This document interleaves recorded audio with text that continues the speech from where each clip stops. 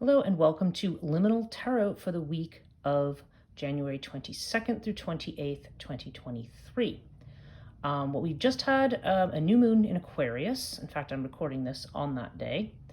And so the new moon, Aquarius, is an air sign. It brings about a lot of thought, intellect, change, speed. Mercury has just gone direct this past week, so we may find that things are starting to move for us again, for new relationships, new ideas, new opportunities to come up. And again, after the kind of heavy energy that we've had probably since the end of November through just about this past week, this may be a very welcome release for us. Now, looking over the cards that I've pulled for this week, there's a very, very strong theme.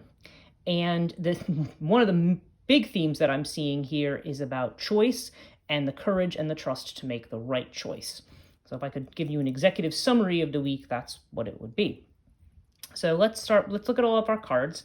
We have the Alchemy 1977 England Tarot deck, very odd name and also a rather interesting deck that I had picked up in England along last year, actually. And we have the Osho Zen Oracle, and then we have the Celtic Tree Oracle, we have the Antarian Oracle, we have Norse Rune, we have Wisdom of the Tao, the Essential Oil Oracle, Moonology, the Dark Goddess Oracle, and Voices of the Dark Mothers. So we've got quite an array here. And let's, as always, start with tarot. So we have the Four of Pentacles with the Chariot, and this card is the Six of Wands. So, okay, if we let's look at this energy right here, the energy of the Chariot. The Chariot is technically associated with the sign of Cancer in the zodiac. However, Chariot has a very fiery energy to it. There's a sense of being impassioned, of movement. The Chariot is about, as you would imply, being in your chariot, having control of your chariot, and moving forward. So there's definitely this sense of having control, probably control of the emotions, among other things, and being able to move forward. And with the Six of Wands, again, we have this fire energy. This is a card of leadership. It's a card of victory. So there's a sense here that we are now able to accomplish something. We are now able to move and to make progress. However, we've still got this little space that we're coming from here, and this is the Four of Pentacles. Four of Pentacles is, it can mean a couple of different things. If I look at one way to look at this very, very positively is to say that the Four of Pentacles means that you now have a solid, stable foundation, and therefore you can kind of take off from here. But the Four of Pentacles, I think in light of everything else I'm seeing, probably has more to do with the fact that we may still feel unsafe about letting go of the structures that we have. We may feel the need to, keep a certain amount of formality around us, keep the old, the familiar. As much as we are in a moment of change, there's that sense of, usually this card is shown in Rider-Waite as the man sitting. He's got the pentacles around him and he's clutching one very tight to his chest. The Osho Zen deck calls it the miser card. It's this idea that energetically that, there's an unwillingness to change there, an unwillingness to let go of the familiar in order to potentially branch out and do new things. So this can really kind of go in either direction. I feel like it's a choice. Do you want to stay with the secure thing and maybe risk stagnation and lack of change and maybe resources drying up at some point? Or do you want to move towards doing something different? I mean, obviously, from the inflection of what I'm saying, the implication here is that, moving forward is the right thing to do. And also, even if we take the more positive interpretation, this may be reassuring you that you have a foundation to work with.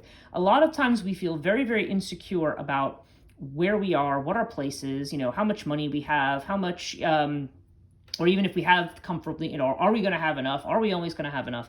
It's all of this stuff that makes us cling to where we are and to what we have. So for me, this particular card is about, a reassurance that, you have a safe foundation, and, and encouraging you not to just stay in the same space any more than you actually have to. That there's there's trails to be blazed, as it were, and that there's things to be accomplished, and that you would need to take an active role in doing that. Now, if we flip over here to the schizophrenia card, schizophrenia card is basically, in this particular deck, this refers to something being split. Oftentimes it's the split between the head and the heart.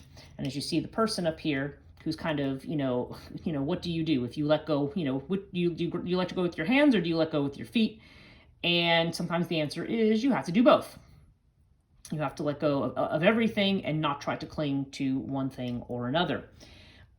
So this, of course, is a massive act of trust. And of course, it also scares the living you-know-what out of us, because we're not in a place where, we're worried about what letting go of that is going to mean. But this assures us that, dropping both our analysis and our ideas, and perhaps even dropping our strongest associated feelings. It's funny, I was thinking about this whole idea of feeling in connection with things today. I've had some clients recently, quite a number of them actually, who, like myself, have had recent losses of family members and so forth. And when you have a family member, this came up in a context. I don't want to be too specific about it because of the person, but it's just when you have a context where a person is very, very sick to the point that, they need to, say, be on life support or something like that. This is just an example. A statement was made to me this week of, looking at the situation and saying, I had to stop feeling about this person as my father and look at him as a human being. And I think that's kind of a good summary statement, because it's not, that's what I mean by dropping the emotion. You're taking that emotional attachment away from something and saying, no, what's best here? Let's not, and certainly with Aquarian energy, detachment from the emotions is a big thing.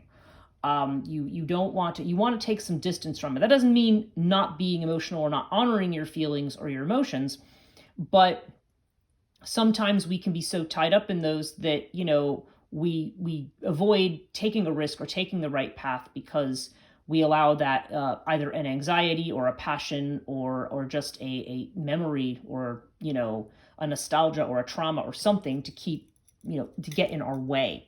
So this is the sense of, you don't want to overanalyze this thing, and you don't want to cave into emotional attachments. You just let go of everything.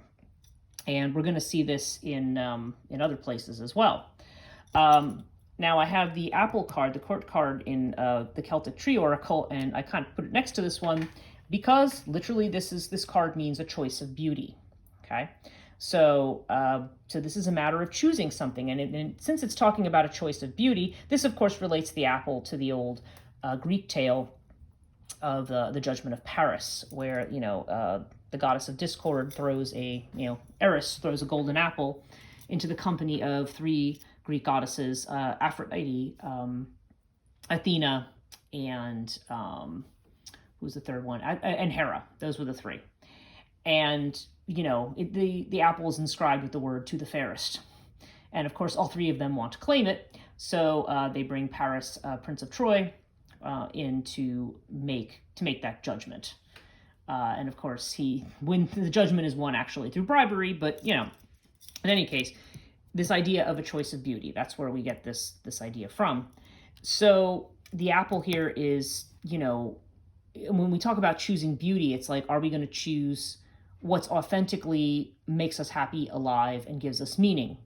Okay. Or are we going to choose, what we think, is the safe thing, because we've managed to convince ourselves in this society that, we always must be suffering through everything, or must be, producing something all of the time, or somehow we're lazy or ineffective or powerless or selfish, or, all kinds of things that we put on ourselves, or the shames that we put on ourselves that are actually not really about us. So these are all choices that we have to think about. Again, there's always a choice involved. Nothing is ever unilaterally one thing or another, and we may have reasons for sticking with the tried and true, but generally speaking, there's an encouragement here to get away from this. The Antarian Oracle, we have the Starting Point card. And the Starting Point card is literally about open possibility. the message of this card is literally that anything is possible. Like you are at a new beginning. Okay. And again, we talk about this, not just the new moon, but this just seems to be a time. Saturn has just shifted into Aquarius as well. This is a new way. This is the time to let the sky be the limit in terms of your thinking and your ideas, and maybe even your fantasies or whatever, your wishes.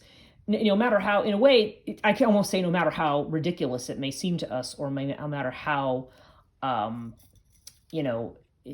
we may think that, we may get an idea and then shut it down because, oh no, well, that can't work because, A, B, and C, or yes, but, yes, but, yes, but, we do a lot of that. And Starting Point says, don't worry about the yes, but right now. Just let everything kind of be laid out in front of us. And then we can, later on, we can sort out what's possible and what's not possible. But don't limit yourself right now. Again, for making choices, you want to think about everything, and not just in terms of what your present circumstances are, financially, environmentally, emotionally, relationship-wise, whatever else. Don't let things right now like that be the deciding factors. Like keep it open. If we go now, in connection with this one, the essential oil card, the turmeric card, is the message on it is belief. And it says, it's too late is the trigger statement. The true statement is I'm free to believe. And it says, you're clearing away beliefs, energy, and memories that no longer serve you, so necessary decisions will be made. Okay, to me, I feel like that connects very much in with this, because there's this idea of you're free to believe. You're free to go wherever your mind needs to go. And, there's nothing wrong with that. You don't want to limit things, cut them down, or shut them off just because something about them, at least in the immediacy, doesn't seem possible to you. Now, yeah, you never know. In the long term, not everything we want to do or we think about is possible, but, or even just manifests, even if we're thinking about it. But this is not a time to be concerned about outcomes. And the Tewaz rune goes along very much with that, because this is the rune. This is a masculine rune, very masculine rune. It's the warrior rune, and it has to do with this active principle of doing things. But the way that, at least the way Ralph Blum translates this rune, is that this is not about being attached to outcomes. It's about just doing the task for its own sake, following the journey, and, persevering in your course, but, patience may be required. You're not necessarily going to get everything right away. Sometimes the harder thing to do, it's easy to charge ahead on something. It's not always easy to sustain ourselves and to wait for the right moment. And in fact, that will be also connected with this card, the Moonology card, the first quarter moon. Your commitment is being tested. I mean, there's this definite sense of, will you stay on your path, and will you stay true to yourself? And part of that indicates that, it's a card that centers around the idea of detachment, like detaching from outcomes, detaching from the need to know where everything's going to go as you're moving along. There's still wild cards to be played. There's still, things that can change in the situation. So don't. So this is a point where you need to have a lot of trust in the path that you're on. Okay, and this rune implies the same thing. These all do as well. Trust, belief, believing in where you're going, even if the path is not entirely clear right now. And so, up here we have the confidence card. We have the tiger in the Chinese astrology. I realize we're in the year of the rabbit now, but the card that's come up is tiger. And tiger indicates that things are under control, which kind of emphasizes this the more positive element of this card. Things are basically under control. You basically have got this. So again, you're making decisions, and you're making them from a place of courage. So, you have the resources that you need. You have what it takes within you to do whatever it is that you need to do. So if you combine this energy with the idea of belief, new ideas, and making all of these choices, but at the same time, your commitment needs to be to what your authentic path is. And if you're not sure what that is, then that's something that you want to work on understanding within yourself and finding out, and getting away from this overthinking and this over-attachment to past situations or past emotions. So let's go over to the Dark Goddesses here. We have Arachne, and again, Arachne is about making a choice, okay? And again, it's the choice between, you know, authenticity, or in this case, between, the story of Arachne, of course, is her, you know, her contest with Athena, where she thinks she's a better weaver than Athena, and Athena ends up turning her into a spider. For her hubris, for her that's the sin of saying I'm better than the gods. And in with this particular card, yeah, there's this idea of, are you going to go with your heart, or are you going to go with your ego? You know, are you going to recognize, you know, your source and the authenticity? In the case of Arachne, it would be, you know, recognizing Athena as really probably the you know, in terms of a force, you know, this is really the source of her power, not herself. That this is an energetic power that comes from the Shakti represented, you know, and I realize Shakti is not a Greek term, but you know what I mean, that's the term that I have for that kind of internal power, or that energy that we have, that is associated with which we tend to associate with particular deities. So yeah, so Arachne has to do with, you know, making that choice and making an authentic choice. And we finally have the Voices of the Dark Mothers. We have the Durga card.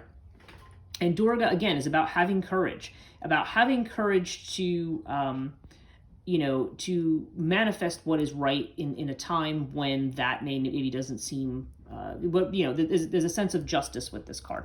You know, doing what is the right thing. Now, when I say right thing, I don't mean necessarily according to all the laws, morals, and ethics that we've been taught. Maybe some of them, I mean, you know. But this isn't just about following a traditional code system to the letter. This is justice in terms of what is truly the right thing to do for you and for your path. What is really the thing to do, and doing it without the burden of other people's agendas on you. You know, another thing that I hear quite frequently from people is the idea of selfishness. And, you know, where if somebody decides that they need to do something for their self-care, or they need to do something, you know, on their path that perhaps is somewhat unconventional, the people around them will say, well, you know, you're somehow shirking duty or responsibility, or you're being self-centered, you're doing this, you're doing that. No, this is not about listening to those voices. This is about getting rid of those voices, because, or just shutting them out because they're not relevant at this point. That you don't, you know, the overall feeling of this is it is time to move past the tried and true, and now to start thinking big and to start moving forward. So that is the energies that I see for this week. I hope you have an enjoyable week, and I will have another video next week.